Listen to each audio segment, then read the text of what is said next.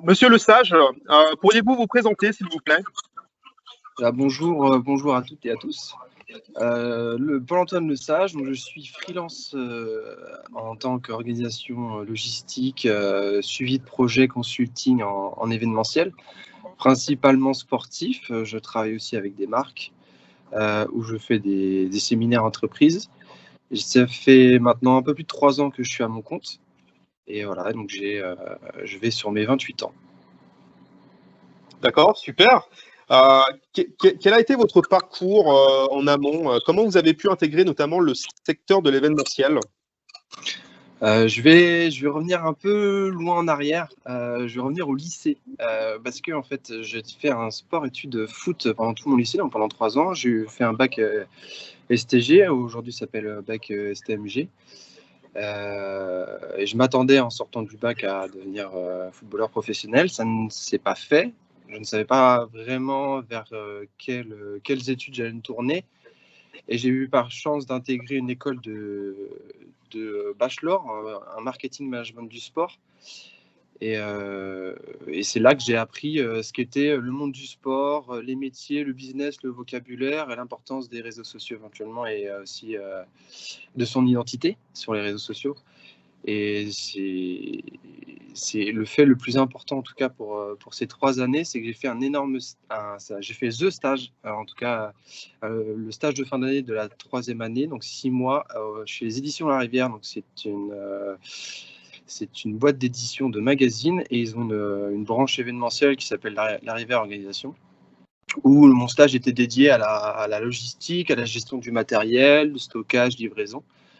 J'ai pu notamment bosser sur le marathon de Cheverny, Boat-en-Seine, c'est un salon de pneumatiques, de bateaux pneumatiques sur la Seine à Paris, le Game Fair. Le Game Fair, donc c'est le plus gros salon de chasse d'Europe, et le Bol d'Or. Le Bol d'Or, c'est une course d'endurance moto qui se fait au circuit Paul Ricard au Castellet, pas très loin de Nice. Et ça m'a pris, ce stage m'a donné vraiment le goût de l'événementiel. Enfin, c'est devenu une évidence en tout cas de faire de l'événementiel. Après ce stage, j'ai fait une petite mission. Non, je suis parti, pardon, excusez-moi, en master marketing business du sport. J'ai fait ma première année à Bordeaux. Et ce qui était bien dans ce master, en tout cas dans cette année à Bordeaux, on avait l'option événementielle et notre classe, du coup, avait un partenariat avec UCPA et nous avons pu créer notre propre événement sportif qui s'appelle le Red Bomb de UCPA. Donc, c'est à Bombane et plus exactement à côté de Bordeaux. Et j'étais responsable, en tout cas, de chef du groupe. Donc, ça me donnait encore un peu plus d'expérience et d'être convaincu que l'événementiel était fait pour moi. Je finis du coup ma première année à Bordeaux. Entre-temps, je vais faire ma 2e année à Paris. Mais l'été, entre ma première et ma 2e année, j'ai fait le Tour de France à la voile en tant qu'avec ASO, en tant qu'animateur gestion logistique sur le village. Et pareil, ça m'a permis de rencontrer encore un peu plus de monde dans l'événementiel et de me créer un réseau. Donc j'arrive ensuite à Paris pour ma 2e année de master. Je fais un stage alterné dans l'agence MW. Donc c'était une petite agence, ils étaient que 2. Et donc ça m'a permis d'avoir plus de responsabilités. Donc je gérais toute la partie village, montage du village, gestion des bénévoles. Sur la Défi Run, donc c'est une course d'obstacles, le parcours du combattant qui n'existe plus aujourd'hui, faute de budget. Et donc là, nous sommes à la moitié de mon 2e année de master et je finis mon stage alterné de 6 mois. Et j'hésitais entre partir sur un nouveau stage ou tout simplement peut-être me lancer à mon compte ou je sais pas. Et en tout cas, les 2 chefs de projet de l'agence MW m'ont poussé à que je me mette à mon compte. Et ils m'ont fait rentrer un peu dans l'événementiel. Ils m'ont donné beaucoup d'événements à faire. Donc je me suis lancé pendant mes études et depuis, j'ai pas arrêté mon statut, j'ai continué. Et voilà, enfin, c'est c'est comme ça que je suis un peu rentré dans l'événementiel. Le plus important, c'était le réseau. Et 2018 était vraiment charnière, en tout cas quand j'ai commencé, grâce à cette agence MW qui m'ont fait rencontrer beaucoup de monde et d'agences, en tout cas sur Paris. J'ai pu faire notamment en 2018 la Ryder Cup, donc c'est la Coupe du Monde de golf qui s'est fait en France pour la toute première fois. J'ai fait la Tango League avec Adidas, c'est un tournoi de futsal organisé sur l'Île-de-France, c'était en décembre, ça, 2018. J'ai fait les Étoiles du Sport, le Quai 54, j'ai beaucoup bossé avec Nike aussi pour des OP, des lancements de produits de chaussures ou juste pour des petits corners pour les clients. Coca-Cola aussi, je travaillais avec Lagardère, donc c'était vraiment une année charnière. Et 2019 a été l'explosion de cette première année où le réseau a en tout cas très très bien marché et j'ai bossé toujours encore avec Nike, Coca-Cola, Tropico, Instagram, je bossé avec Bacardi, j'ai fait le Supercross de Paris aussi, pas mal de courses à pied, tout ce qui est marathon, semi-marathon, un peu partout en France. La Coupe de foot féminin aussi, que j'ai fait en 2019. J'ai participé à la finale de la Coupe de la Ligue et la Coupe de France. Alors, voilà, j'ai fait pas mal d'événements. Malheureusement, 2020, on connaît tout ce qui s'est passé. Il y a eu le Covid, donc l'événementiel a pris un coup d'arrêt, mais j'avais très très bien commencé cette année 2020, ce que j'ai fait, le Forum économique mondial à Davos, en Suisse, donc le plus gros salon économique avec les chefs d'État, qui était très très intéressant. C'est pas forcément tourné vers le sport, mais en tout cas c'était vraiment très enrichissant comme expérience. J'ai fait la Leaders Cup aussi 3 fois depuis 2018. Je fais la Leaders Cup, donc c'est la coupe de la ligue en gros du basket pro français. Et voilà, nous arrivons. Donc j'ai dit à peu près les grandes lignes. J'ai pu faire Roland Garros en 2020 aussi, sous format Covid, bien sûr. Et voilà, donc c'est les grandes lignes à peu près de mon parcours professionnel en événementiel. Et très bien, donc je vois que vous avez eu beaucoup d'expérience dans l'événementiel et notamment des événements de renom. Moi, je voulais savoir, je voudrais que vous nous expliquiez en quoi consiste réellement votre métier. Quel est, par exemple, est-ce qu'on peut parler de jour type ou est-ce qu'on parlait plutôt de semaine type? Comment vous voyez votre métier?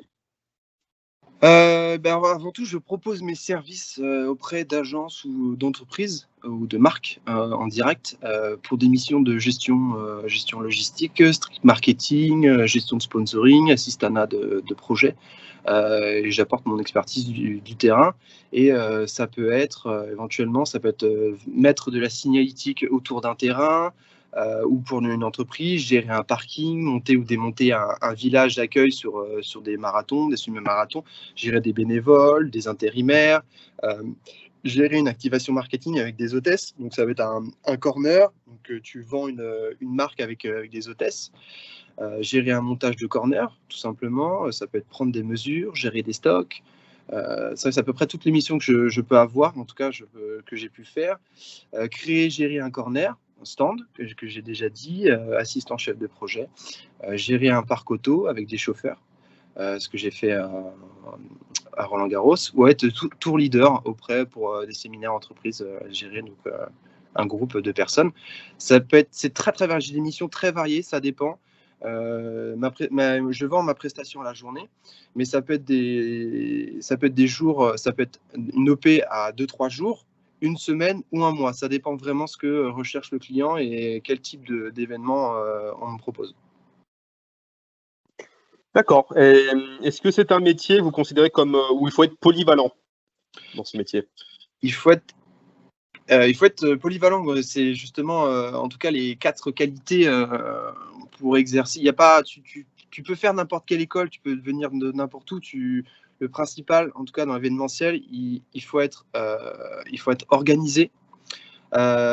C'est organisé, social, débrouillard et flexible. En tout cas, c'est les 4 choses qu'il faut avoir dans l'événementiel si on a vraiment envie d'y évoluer. Donc ce sont les qualités que vous me parlez, c'est bien ça. Oui, Bah, en tout cas, c'est Très bien. ce qu'il faut pour être dans l'événementiel. Il faut être flexible pour répondre à votre question. D'accord, très bien. Et quels pourraient être les avantages et les inconvénients de ce métier? Alors, les avantages, c'est que tu es ton propre patron. C'est toi qui décides de quand, avec qui tu as envie de bosser, quand tu as envie de bosser. Ça, c'est quand même un avantage. Et ce qui est bien, en tout cas, dans ma manière dans mon évolution professionnelle, en tout cas, c'est le réseau. Le réseau, tu travailles avec les personnes en direct, donc tu vis les mêmes galères, en tout cas, parce que l'événementiel, c'est beaucoup d'imprévus. Tu vis la même chose avec cette personne-là, et donc il y a beaucoup plus, le contact se fait beaucoup plus facilement, et c'est ça. En tout cas, c'est l'avantage dans ce métier, ce que j'ai pu remarquer, les liens sont plus forts. En tout cas, on arrive plus à avoir des liens et du réseau facilement. Là, les inconvénients, c'est bien sûr, c'est le salaire qui ne tombe pas tous les mois. C'est pas la même chose, c'est en fonction de comment on fait l'émission. On travaille très souvent les week-ends, on n'a pas forcément de vacances, on compte pas les heures. Voilà, j'ai à peu près dit l'inconvénient aussi qu'on peut avoir, en tout cas quand on commence jeune, c'est qu'on peut être facilement catégorisé dans une case. Donc si tu fais beaucoup de logistique, tu vas avoir beaucoup de mal à sortir de la case logistique. Et si tu fais beaucoup de marketing ou de communication en tant que freelance, ou alors des supports digitaux, ça va être pareil, ça va être très difficile de sortir de cette case. D'accord, ok. Donc un métier, comme vous l'aviez dit, donc un métier où on ne compte pas ses heures, mais qui est passionnant. Tout à fait. Sachant qu'en plus vous êtes passionné par le sport, donc je pense que ça y fait énormément aussi. Tout à fait. En tout cas, c'est un secteur d'activité événementielle qui est très très enrichissant, et tu rencontres tous les corps de métier, que ce soit prestataire, client, agence, entreprise, club. Voilà. En tout cas, c'est très très enrichissant. Et on s'ennuie pas. Il n'y a pas de routine. Et est-ce que vous avez un événement en tête qui vous a marqué de par son organisation? Ouais, j'ai pas mal de souvenirs, mais le plus important, et en tout cas le plus marquant pour moi, ça a été le Bol d'Or. Donc je rappelle, donc c'est une course d'endurance moto qui se fait au circuit Paul Ricard, au Castellet. Et donc là, je gérais le magasin logistique, et je gérais aussi des équipes, en tout cas au Bol d'Or. Et c'est vraiment un événement marquant. C'est une fourmilière. En fait, le fait de passer partout, je sais pas, de boire du champagne en loge, de parler avec les mécaniciens, d'être dans les stands, de voir comment ça fonctionne, d'être dans la tour de contrôle, de faire des missions à droite, à gauche, d'être avec des groupes de musiciens, de les gérer. C'était passionnant, et tu dors pas beaucoup. Et c'était vraiment marquant, en tout cas. C'est l'un de mes meilleurs événements. D'accord. Et quand donc vous travaillez dans l'événementiel, que se passe-t-il le jour J d'un événement? J'imagine beaucoup de pression, j'imagine. Oui, il y a déjà beaucoup de pression, parce qu'il y a le travail de plusieurs mois déjà. On va dire qu'il y a la préparation, il y a la préparation et la finition. On va mettre ça dans le même groupe. C'est que en tout cas, le jour J d'un événement, tu reçois les prestataires, tu regardes si tout est OK. Est-ce que la technique aussi marche, tout ce qui est électricité, lumière, son. Donc c'est vraiment les finitions. Une fois que ton événement est lancé, que toutes les personnes sont en place, tous les prestataires, toutes les personnes qui travaillent sur l'événement ont une mission, et que ça commence, il y a la gestion. Donc savoir comment ça se passe, s'il n'y a pas d'imprévu, comment on doit réagir, il faut anticiper pas mal de choses. Et ensuite, si c'est un événement, en tout cas si c'est un événement sur un jour, il y a la troisième catégorie, en tout cas il y a la rétrospective et le démontage. Donc le démontage, c'est bien s'assurer que l'événement c'est bien fini, que les prestataires ont récupéré tout leur matériel, qu'il n'y a pas d'accro. Et derrière, il y a la rétrospective, il y a les points, le bilan de l'événement, qu'est-ce qui a été, qu'est-ce qui n'a pas été, pourquoi, comment. En tout cas, c'est comme ça se passe un jour J d'événement. D'accord, ok, très bien. Et comment mesurez-vous le succès d'un événement quand il est bien réussi? Le sourire des participants, je dirais, et la satisfaction client aussi. Retour client, c'est on dira si le client est content et très satisfait en tout cas de l'OP et les retours ont été bons, c'est que c'est un succès. Et donc à l'inverse, donc j'imagine que vous avez dû faire face certaines fois à des imprévus pendant les événements. Ouais. Comment y faire face notamment? Parce que c'est vrai que des fois tout n'est pas tout, je veux dire, n'est pas parfait à 100% lors des événements et on fait face à des imprévus. Et comment vous y faites face justement? Il faut savoir que l'événementiel rime avec imprévu. En fait, l'événementiel, tu prépares quelque chose et tu sais qu'il va y avoir une couille quelque part. Il va se passer quelque chose, tu ne sais pas quoi, mais c'est aussi notre rôle d'anticiper. Mais parfois, malheureusement, c'est pas du tout prévu et c'est de l'adaptation. Il faut trouver une solution rapidement s'il n'y a pas de solution dans le timing, parce que parfois c'est vraiment des imprévus au dernier moment, et on doit annuler ou on le fait pas. On trouve vraiment une solution de substitution qui passe. En tout cas, que le participant, le client ne voit pas. Il faut toujours être aux aguets et anticiper chaque imprévu, chaque chose sur un événement. D'accord, donc là, je vais faire une petite transition également avec les imprévus et la crise sanitaire. Moi, j'aurais voulu savoir, et je pense que beaucoup de spectateurs également veulent savoir, compte tenu de la crise sanitaire, pensez-vous que le secteur de l'événementiel sportif s'en sortira? En tout cas, la question est très intéressante et j'aimerais bien un peu plus m'y attarder. Je n'ai pas trop le temps, mais c'est vrai que là, on est en train de faire mourir l'événementiel. En tout cas, l'État ne comprend pas ce qu'est en tout cas l'événementiel dans sa globalité. Je ne parle pas que du sport, hein, je parle aussi de la culture, la musique. Il faut savoir que l'événementiel, on en aura toujours besoin. Peu importe ce qui se passe, Covid ou pas, ça anime, ça transcende, ça fait interagir les gens entre eux. On aura toujours besoin de l'événementiel. Et c'est un secteur qui a toujours su s'adapter. Notamment, je prends l'exemple sur quand le plan Vigipirate est arrivé. Donc, l'événementiel, en tout cas, l'État nous a obligés, pour l'événementiel, de garantir une sécurité et un flux de personnes sur les événements. Donc, des frais en plus de sécurité, de barrières, d'agents de sécurité, on s'est adapté. Maintenant, ça fait partie intégrante des événements. Et malheureusement, encore aujourd'hui, nous, on a la capacité de gérer les flux. Donc, au niveau de l'épidémie, c'est quelque chose qui peut être géré. Et, voilà, donc on est dans l'attente. Malheureusement, on souffre beaucoup, notamment la musique et la culture. C'est vrai que dans le sport, ça continue un petit peu, mais pas beaucoup. Mais en tout cas, c'est un secteur d'activité qui est très flexible et qui restera tout le temps sur le devant de la scène. Donc un secteur d'activité qui va s'en sortir et donc ne pas perdre espoir surtout, si je comprends bien. Ne pas perdre espoir et de nous laisser faire notre métier, un peu plus, parce qu'on a la capacité vraiment de gérer les flux et même si ça va nous coûter cher encore de trouver des solutions, mais c'est possible. C'est possible. Pour exemple, il y a des festivals un festival qui s'est fait, un festival test qui est fait à Barcelone, où il n'y a pas eu de cas. Roland Garros, notamment, qui a été fait, qui n'a pas eu de cas en septembre, qui a été très... en termes de sécurité sanitaire, ça a été exceptionnel. On peut réussir et il faudrait avoir un peu plus de lest, en tout cas des autorités par rapport à ça.